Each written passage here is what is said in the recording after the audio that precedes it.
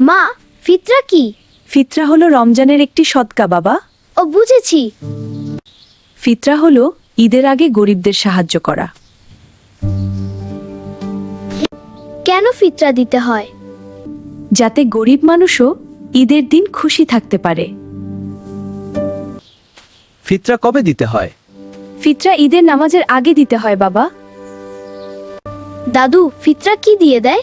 ফিতরা খাদ্যশস্য দিয়ে দেয়, যেমন এই চাল। চাল, গম বা টাকা দিয়েও ফিতরা দেয়া যায়। কারাই ফিতরা পায়? গরিব আর অসহায় মানুষ ফিতরা পায়। যাদের ঈদের খাবার নেই তাদেরও ফিতরা দেওয়া যায়। তাহলে তারা ঈদে খুশি হবে।